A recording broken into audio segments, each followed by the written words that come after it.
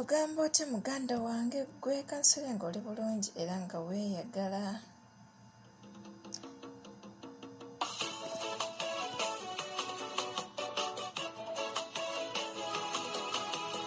Tunyumira akayimba mpola mpola nga bwe tusheyalenga ebigambo bye ngenda okwogera nze naawe.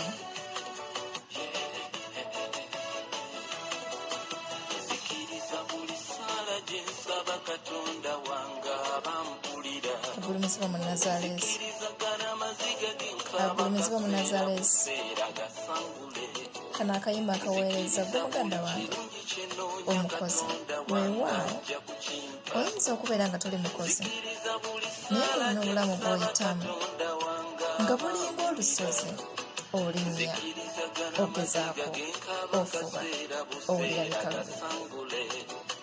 Ddamu amaanyi, toggwamu maanyi.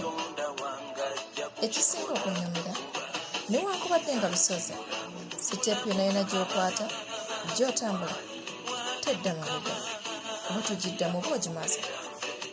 Nyiikiruddemu amaanyi, ogenda tuuka mu maaso, otuuke waggulu ku lusozi, obeere muwanguzi. Haleluya! Toggamu maanyi. Beera omukazi omusabe, beera omusajja omusabe eyeesiga Katonda wo. Buli ssaawa, buli kaseera omwoyo wa Mukama ayogerenga mu ggwe, akuzzengamu amaanyi okulaba nga omalako bulungi byonna byonna ebiringa ebikufuukidde olusozi olw'okulimya. Ntunuulidde ensozi, ayi Mukama, naye okubeera kwange kuva eri Mukama wange. Okubeerwa kwaffe kuva eri Mukama, tagenda kutuleka mu byonna bye tuyitamu, byonna ebikumenya, ebikuzitoowerera.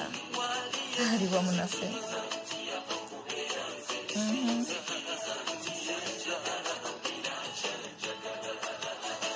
Mpulira oluyimba agulumizibwa mu Nazaaleesi.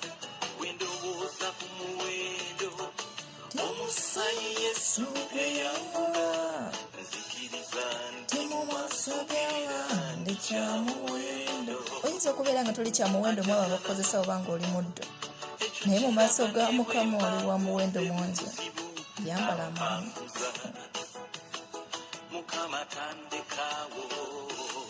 Nkwagala nnyo.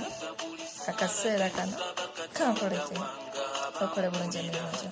Yambala amaanyi, ddamu amaanyi, togwa mu maanyi.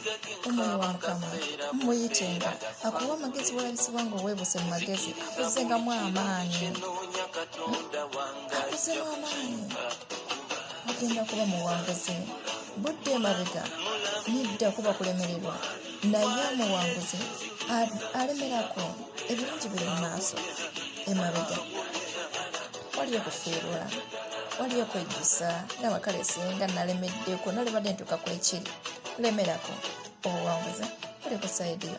Masenakasi, gye manyi. I love you so much. Be blessed.